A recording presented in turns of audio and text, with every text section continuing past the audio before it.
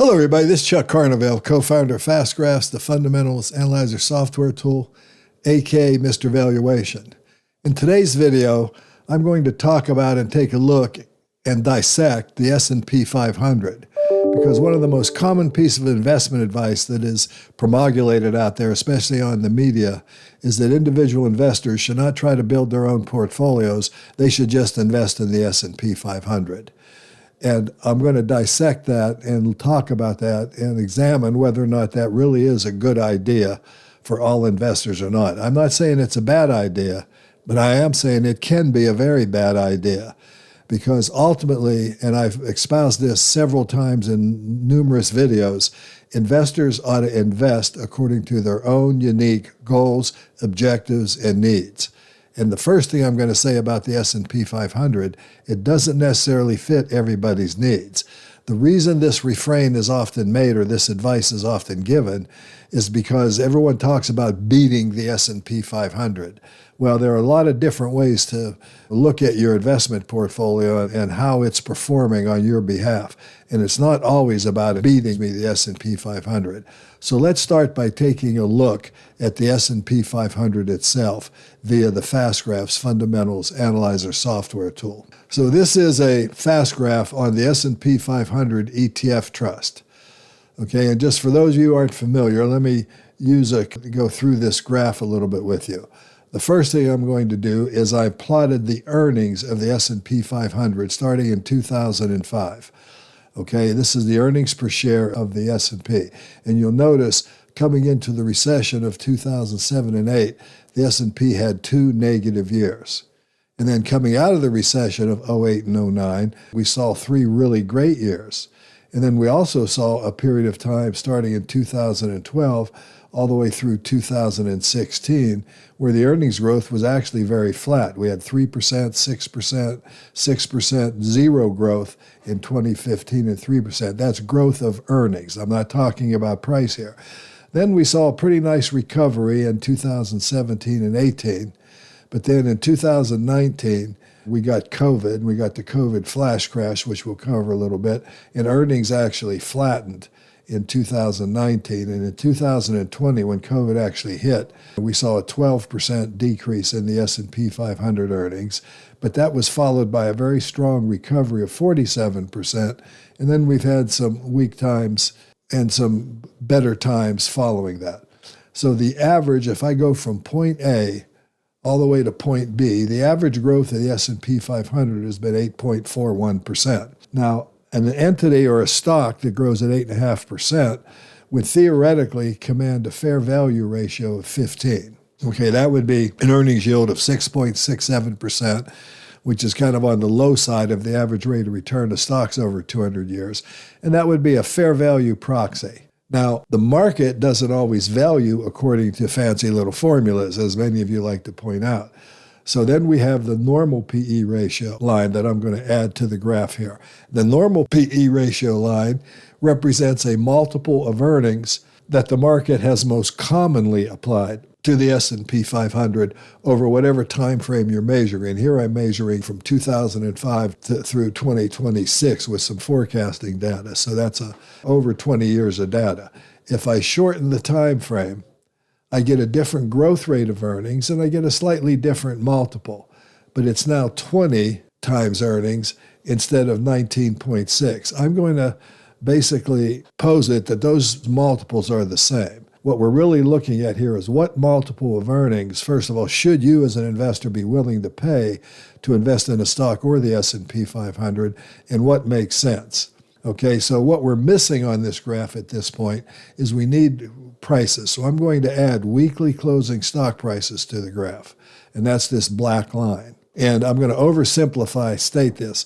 If the price is trading on the orange line, or the stock, or in this case the index, is trading at its intrinsic value of its constituents, or the intrinsic value of its constituents. And remember, these lines are not perfect, they're meant to be ish. So it's 15-ish. 15, this could be 14 to 16, or thought of as 14 to 16. And when I'm using a 19.6 normal multiple that the market has applied, that's the blue line, then that should be figured something like 18 to 20 or 18 to 22. In other words, there's always a range here. And then if you look at the action of the S&P, you see for the first couple of years here, the market was trading on the orange section here. You'll see the PE ratios were up in the 20s, occasionally dipping into the 18 and 19 range. That's where they dip below the orange line, which in this case is a 19 PE. Then we had these years coming into the Great Recession of 08 and 09, where the market was actually trading at premium valuations, very close to what it's trading at today, I might add. And on October of 07, the PE of the S&P was 24. Today, it's 24.85, very similar valuation. Then we had the negative earnings years, and we saw a kind of a delayed reaction, but then the S&P stock price fell rather dramatically. Just measuring it from June of 07 to March of 09, there was a 49% drop in the value of the market in terms of growth over those 2 years. That was an annualized loss of over 31% a year. So this would have been a horrible time, obviously, to be investing in the S&P. But then we had this period of 1, 2, 3, 4, 5 years, or almost 5 years, where you could have very often been able to invest in the S&P at an intrinsic value PE ratio or below. In other words, the orange line is a 15 PE. There was times here where you could have bought the S&P in a very close proximity to that number. And this, by the way, these would have been some of the best times. The optimum time was when it got down to 13 times earnings here, or an optimum time, I should say, in August of 2011. Because if you still held the S&P today, if you were a long-term investor, you'd have averaged over 13% a year. Okay, historically, from the very beginning here, if you'd have bought the S&P at a 22 multiple, slightly below what it is currently right now, and held it to today, you'd have averaged about 9%.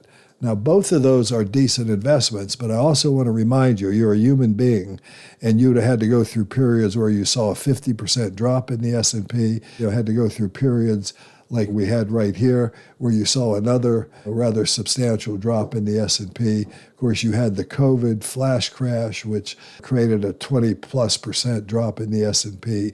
But then you had these rallies. So the stock price is very emotional, and it's very jagged. It's rising up and down, and it's very unpredictable.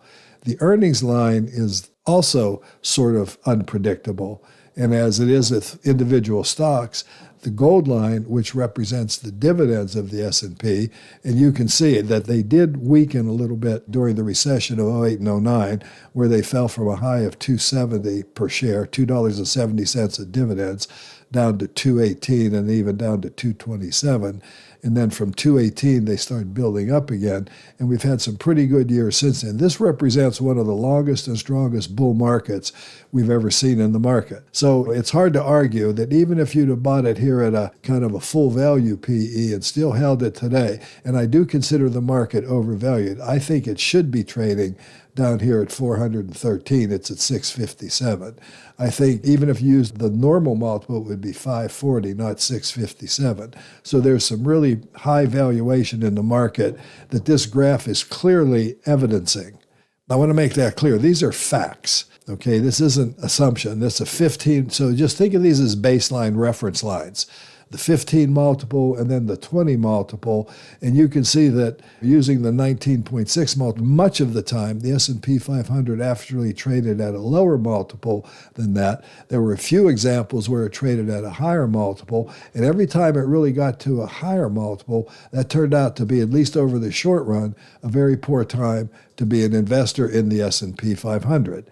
I mean, the oldest principle and the most revered principle of investing is buy low and sell high, not buy high and sell low. And by the way, it's very hard not to sell a holding when you're going through a period where you have a rather substantial 20% loss of your money. You put $1 million in, it's now worth $800,000, just to be melodramatic. Okay, so the S&P 500 as an index appears to be fully valued. The earnings yield is only 4%. I like to see a minimum of 6.5 to 7.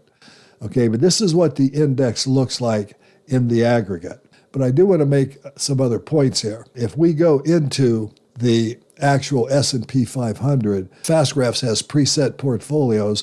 One of them is the S&P 500. And what I've got here, I've got a view created where I've got all the constituents of the S&P 500 listed here. And what I want you to look at is earnings yields. Now, I think for fair value, an earnings yield ought to be over 6.5%. Okay, here's earnings yields on Intel of less than 0.2%. Here's Palantir, one of the hottest stocks in the S&P, at only a 0.3%, less than 1% earnings yield. What that means is if you own the whole company and the company paid you 100% dividend, which this company doesn't even pay a dividend, but if they paid you every dime of earnings they made as a dividend, your return would be less than 1/3, it would be just approximately 1/3 of 1%. So from a valuation point of view, those of you who got your head on straight should understand that that's not good value. But as I scroll through this, just look at how low these earnings yields are. They're all below 6.5%. And look how deep I'm going into the S&P 500.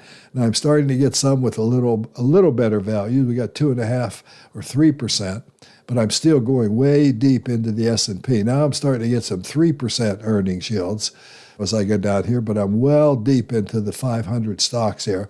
And I keep going. I'm in the 3% category. I have to go pretty deep where I start getting the 4% category. And then I keep going and keep going and keep going. Remember, I'm looking for 6.5% or higher. Before I even get into 5%, I've gone extremely deep into the S&P. And we've got some stocks here that are roughly 5%. And I'll take a quick glance at one here. Let's take a look at Duke Energy just to give you an example. Here's Duke Energy. You can see it's above the orange line, which would be 6.5% earnings yield. So the 5% earnings yield is because it's above the orange line and above the blue line. Okay, but let's keep going. Let's look for that 6.5 to 7%. Now we're starting to get into some moderately reasonable values as we go deeper here. We're starting to approach 6% in value. Okay, so we can look at some companies like, let's look at Raymond James here, financial, and we'll see it's got an earnings yield of 6.06. You can see it was trading below the orange line. It's just a little bit above it, but this would probably still be a decent investment, expecting double-digit growth for the next couple of years. I do want to make that point. Okay, so now we're getting into some that start to have 6 point, but these are the stocks that the S&P 500 is giving us that have some value. If we look at a big bank like Citigroup, and we have to shorten the time frame and get past the 2008 recession, we can see that Citigroup has been producing some pretty good growth here recently, and it's trading at an earnings yield at a PE multiple of 14 with an earnings yield of 7%. Now, it's typically been trading at the blue line, so you could even still argue that it's fully valued at these levels. But you get down here and you're starting to see now, finally, some earnings yields that are getting above 6.5%. The higher, the better, as far as I'm concerned. Getting into some stocks here now that have pretty high earnings yields, like let's look at Cigna. The healthcare sector we know has been down, and it's been beaten up here lately, but we see Cigna trading well below the orange line. That's giving us a good value. So remember, I often say it's a market of stocks rather than a stock market. And this, of course, is what I'm talking about. You see all these constituents in the S&P 500 with all these multiple different earnings yields, but there are some really good valuations available in the market if you're willing to look. Now, there are fewer in this bull market we've had than typically. Okay, so what I've also done, I want to make a point, is I've created another portfolio here that I call top 10 value. These are the top 10 constituents of the market. I want you to notice that Alphabet, or Google, as we more commonly know it, we have the A shares and the C shares, and that has to do with voting rights. So there's really only 9 stocks in here. Now, I went into AI, and I created a Word document. So these are the top 10 S&P 500 stocks by weight, okay? And I want to make a point. These top 10 stocks make up around 35 to 40% of the index's total market cap. So these 10 stocks out of 500 represent over 1/3 of the value of the market. So we're looking at, when you see the high valuations I was showing when I looked at the index ETF, you got to realize that these top 10 stocks, now Nvidia ranks with about somewhere just over 7%, Microsoft has between 6 and 7%. Apple has around almost 6% of the value. Amazon, about 4%. Meta Platforms, about 3%. Broadcom, about 2.5% to 3%. The two alphabets, you combine them, and they make up probably a good 5%. Tesla is about 1.5% to 2%. And Berkshire Hathaway.B is 1.7 to 1.8% initially. So Nvidia clearly holds the largest weighting, and we'll look at that. Microsoft and Apple remain foundational mega caps driving the market index. We'll talk about that. The tech concentration, 7 out of the top 10 constituents are technology or interest rate-driven businesses showing their current dominance. Berkshire Hathaway is the only major non-tech company in the top group as of September 25. And so the top S&P 500 stocks have a major influence on the overall index performance due to their high weightings. The top 10, as I pointed out earlier, make 35 to 40%. And the reason these numbers are arranged is because every day the market's being volatile and these stocks are going up and down. This means that the price movements of these few mega stocks, mostly tech giants, can drive the index's rate of return. So how does this concentration impact returns? Well, amplified growth or decline is a very important focal point that I think you should have. When leading stocks like Nvidia, Microsoft, or Apple surge, they lift the index disproportionately, okay, even if most other stocks are flat or down. Conversely, a decline in just one or two of these giants can produce negative swings in the whole index. Okay, the current concentration is double its long-term average periods of high concentration, such as in 2000 during the dot-com boom, have often preceded greater index volatility and risk. So when you get big concentrations like this often creates greater volatility and risk. So from a risk exposure point of view, investors in index funds bear higher exposure to specific sectors, now mostly tech. If tech sees a downturn, the S&P 500 will reflect those losses heavily, reducing the intended diversification benefit of the index. Now, as far as the Magnificent Seven stocks, which I talked about in a previous video, have driven the bulk of the S&P 500 returns, responsible for nearly 2/3 of the index 23 gains and over half its 2025 performance to date gains. So analysts are warning us, expert insights, analysts warn that high index concentration increases risks, especially investors seeking stable, broad-based growth. And this is part of what I'm referring to, and I'm going to get back to that in a little more. But this may not be an appropriate investment for you, regardless of how well it performs, or even how much risk or lack of risk you're taking. So major tech earnings, AI industry growth, and momentum have caused record highs for the S&P this year. But it also means the S&P index is more vulnerable if momentum stalls.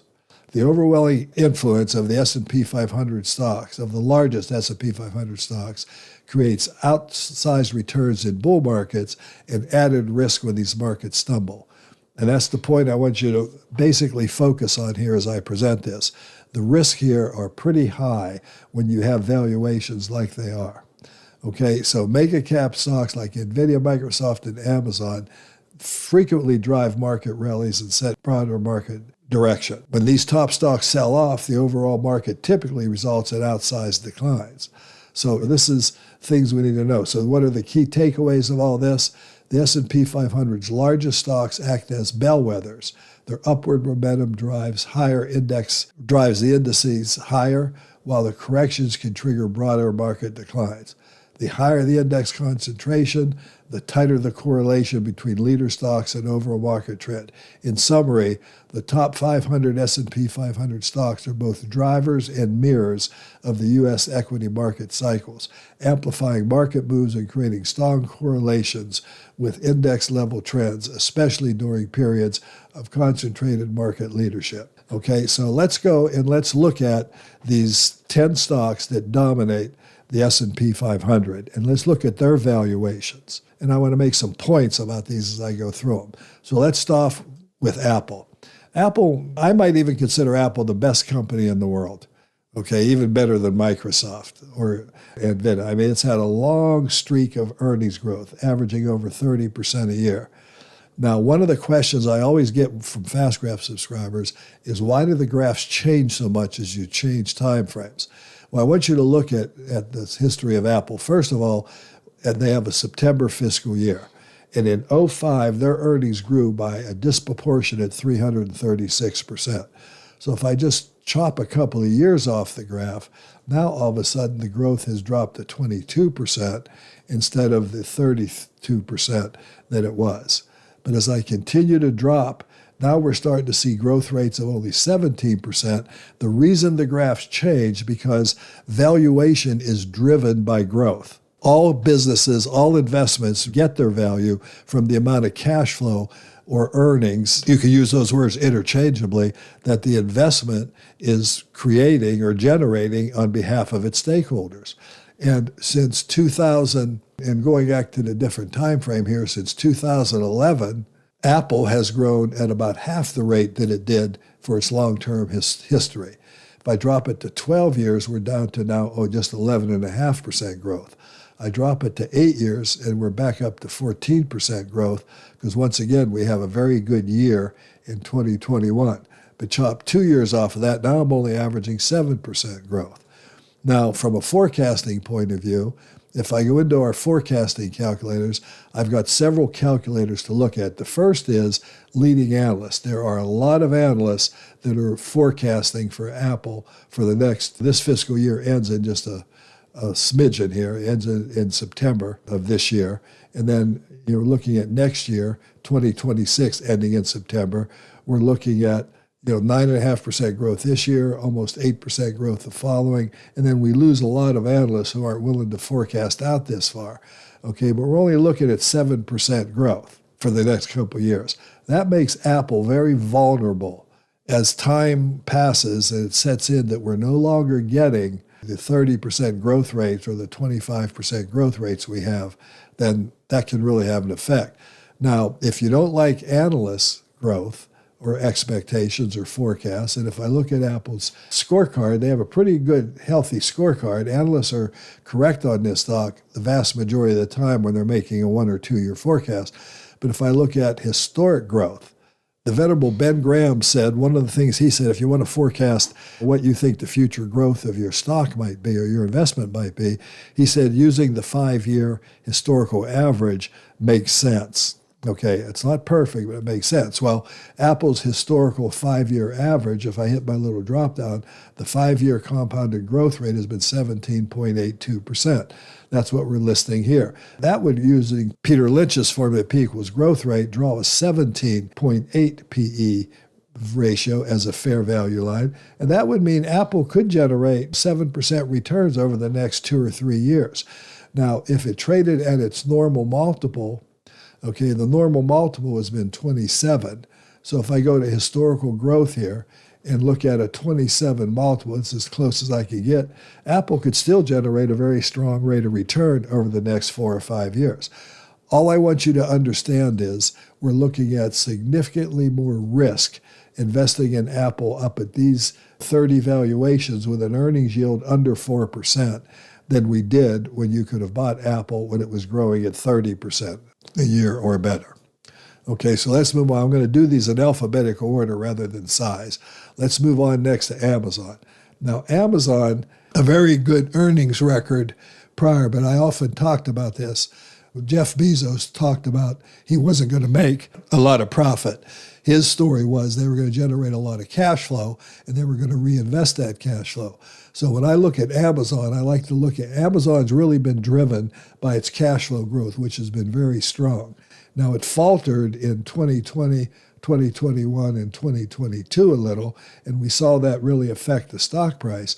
But now if we're looking at going forward, analysts are expecting 22% cash flow growth, and that looks pretty good. On a normal multiple, that would be the 22% rate of return. If I look at historical cash flow growth, its historical cash flow growth has been about 23%, and that makes Amazon look very attractive here as a long-term investment. But remember, it pays no dividend. If this growth falters anywhere along this time, and it could, then that could change the whole thing. And like, I think it was John Maynard Keynes, I think it was him that said, when the facts change, I change my mind, sir. What do you do? And you've got to be doing constant due diligence on these things, because you have to forecast the future and you have to use the tools that are available. And any site, including fast graphs, is only as good as the data that it can reflect. And that data is only what's available in the current market time.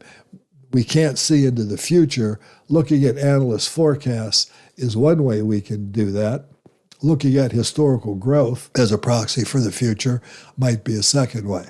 Let's move on to our next stock, which would be Broadcom. Okay, let's go back to the historical graph first, because I want you to notice something. If you're an investor in Broadcom, and I often talk about fast graphs being a tool to think with, let's talk about Broadcom historically. Okay, I'm going to use my scroll bar here. I'm going to scroll out these current years. I want you to see something very important. Even though this company has always had very strong growth, averaging in this time frame through 2023, they have an October fiscal year, we saw 34% growth, but the market was only valuing it at that 15 PE. I go back even further, when growth was 41%, it was only valuing it at about a 14 or 15 PE. So most of this company's history, you can look at and see that a 15-ish PE, 14 to 16, let's say, has been a fair proxy of valuation. But then starting in 2023, with the AI craze, we all of a sudden saw this stock, which is a major AI player, start deviating from its normal valuation that the market was applying. And if I look at the shorter term years, now we start seeing that the market's been applying a 22 multiple since 2023. Okay, shorten the time frame again, now we're up to a 28 multiple. Shorten the time frame again, we're up to a 34 multiple. But my point being is, this is not the way the market has typically valued the stock. Now, we have seen a nice strong surge in earnings growth here, which could explain a lot of it. But if I go to forecasting again with Broadcom, analysts are expecting very strong growth, and there are a lot of analysts following this company. Okay, we're expecting over 30% growth. Its historical growth rate has only been about 18%, okay, over the last 5 years. Okay, so in the last 7 years, it's been even a little less at 17% growth. So again, we can use different proxies for forecasts, but my point is, this is not a typical valuation, and just your common sense tell you that with an earnings yield under 2%, this is a risky play. Because I also want to point something else out. If we're looking at 38, 40, and 25% growth rates for an almost $2 trillion market cap company, that's very strong growth expectation. And I want to make another point, and the same would have been true of Apple, or even maybe not as much with Amazon, but common sense should tell you the time to have been buying this stock was back when you could have bought it at a very attractive multiple. Okay, you're going to make your best money when you buy it at some multiple that's reasonable. That's where you're going to get rates of return of 62% a year. You start buying it at these higher multiples, because the stock has risen so much, you're still getting very strong rates of return. Okay, but you're obviously taking more risk. For example, had you bought it here, could you have done this? Could you have held it as it, well, I didn't hit it to total bottom, but could you have absorbed this 30% drop in just a matter of from January to April of 2025? Would you have sold out, or would you have held so that you could have then enjoyed this spectacular run-up that we've seen recently? My point being is, as we're looking at forecasts here, this stock is not that it can't make you money, because it can, but you're playing Russian roulette with your money, if you will, because the valuation is extreme on AVGO now. Berkshire.B is a very interesting look. If you look at it historically, the market has put a premium. You can easily reconcile that with the Warren Buffett name, and for that matter, rest his soul, the Charlie Munger name. But I do want you to note that there were times when Berkshire didn't do very well as a business. Okay, you can see their earnings growth has been rather lumpy, but the stock price has pretty much followed earnings. And once again, this is a non-dividend paying stock. So we had 9% growth, and we had about an 11% rate of return if I bought it at the beginning and held it. If I buy it at a lower valuation here for a less period of time, I could ratchet up my rate of return to 15%. but it's commensurate with what the company's doing. If I look at forecasting, we're looking at almost no growth for the next couple of years expected by the analysts. If I look at the historical growth rate, it's a lot better. The historical growth rate over the last 5 years has been 17%, and that would make Berkshire look very attractive here. But you have to answer that question. Do you think the analysts that are estimating 2% growth is more accurate than just using as a proxy for growth the historic growth? And the question would be, why are the growth expectations that was so good for these years expected to be flat? Now, part of it is the business is over $1 trillion, and as Buffett himself says, it's very hard for them to find large enough investments that they can allocate their huge cash hoard right now. Now, looking at the two Googles, I want to make a point. Okay, Google, G-O-O-G, goes all the way back here to 2014. If I go to Google L, okay, we go all the way back to 2005. This was the original Google. And this chart looks different to a lot of you because the company had 28% growth in earnings, and you can see the market value really tracked those earnings beautifully. Okay, if I move backwards to Google with a much shorter time frame, starting since 2014, the picture looks remarkably different.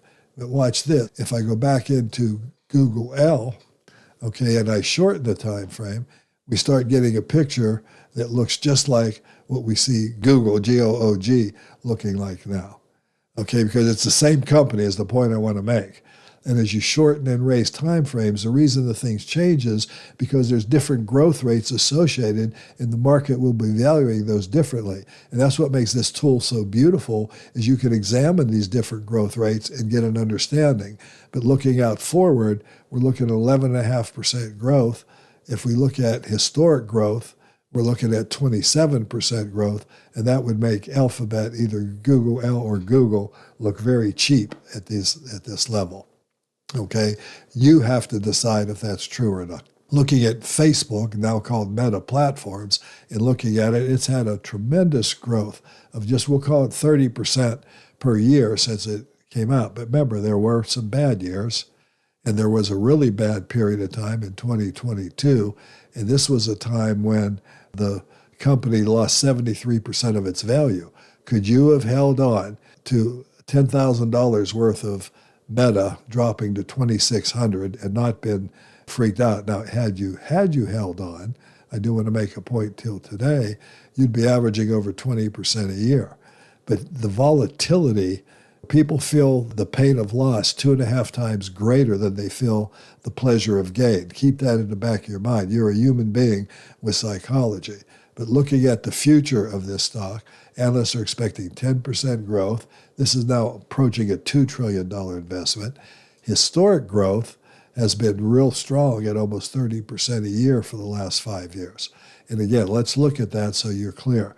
If I'm looking at the last 5 years of growth, get rid of the down year here, and you're looking at the 30% growth rate. That includes some estimate years. Okay, but the estimate years are much lower expectations. So the point is Meta or Facebook a good investment here? Do you want to be buying it here at today's valuations, especially if you're looking at subdued growth, or did you want to be buying it when you could have bought it when valuations were very low? But the point is, these stocks are vulnerable to corrections. Microsoft, look at Microsoft. Let's not forget that coming out of the Great Recession, we saw a period of time for many, many years where Microsoft was trading at around a 10 or a 12 or 13 multiple or lower.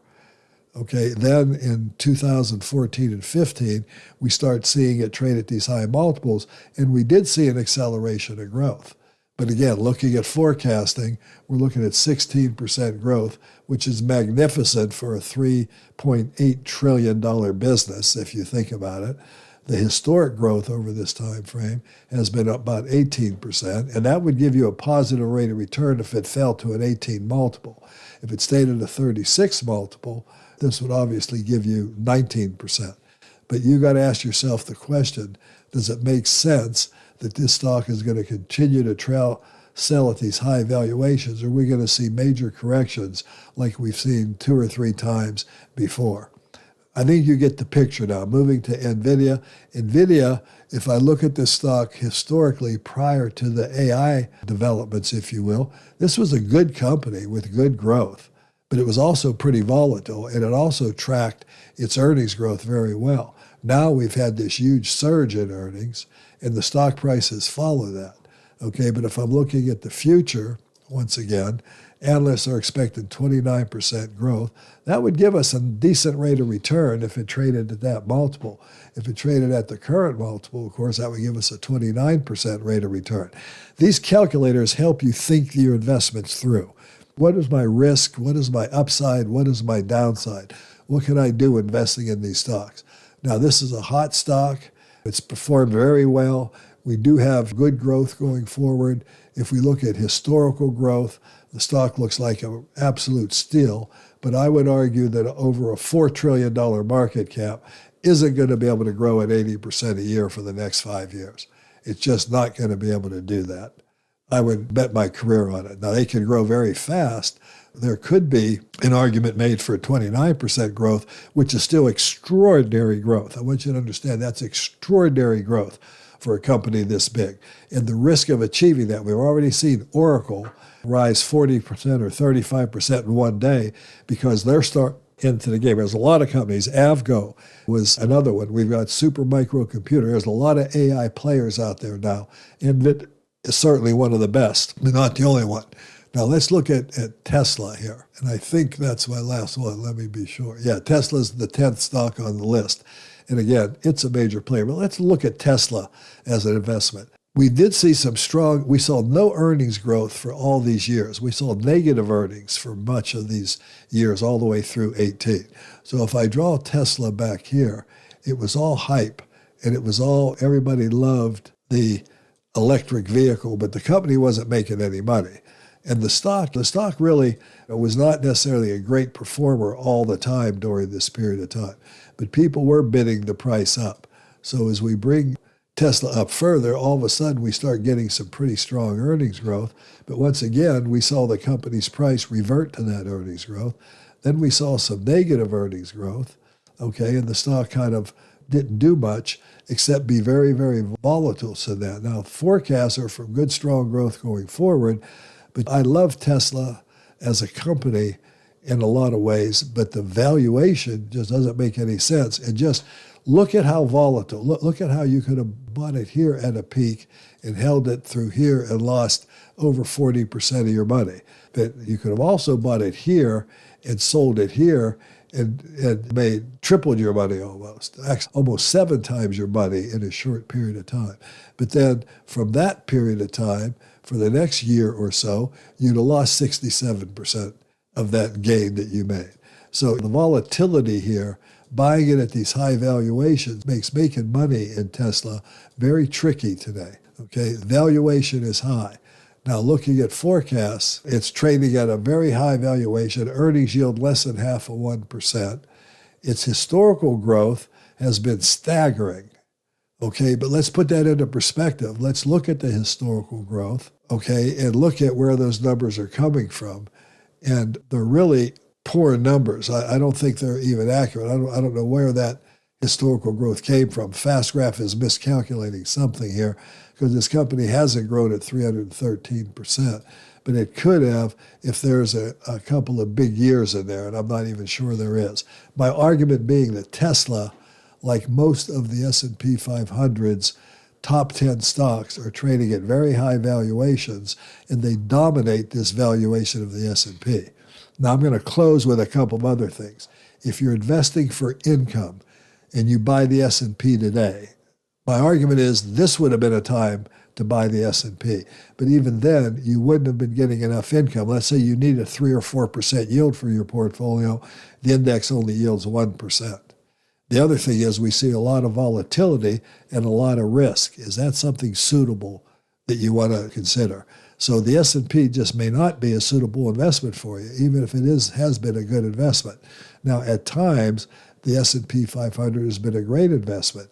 Even at times when it was trading what I call rationally, value to value, it was a pretty good returner. But we see here by just looking at this, we got a 19 multiple and a 15 multiple, and we see times above that, a lot of time below that. We currently see times above that. Price is what you pay, value is what you get. Don't forget that. It's critically important. Anyway, this has been Chuck Carnevale, co-founder of FastGraphs, dissecting the S&P 500 for you, trying to put it into perspective, this idea of should you invest in the market, should you be trying to beat the market? I believe you can beat the market for income very easily today by looking at high-quality income stocks with yields over 3%. And I think it's going to be easier to beat the market over the next 5 years because of the extreme valuation the market's trading at. Everything is relative. In investing, the relativity is also critically important. But don't just make mindless investments. Think about your investing and think about what matters and think about what drives returns and think about what the valuations are of the things you're investing in today. I hope you enjoyed this video, and I look forward to presenting more for you like this in the future. Thanks for watching.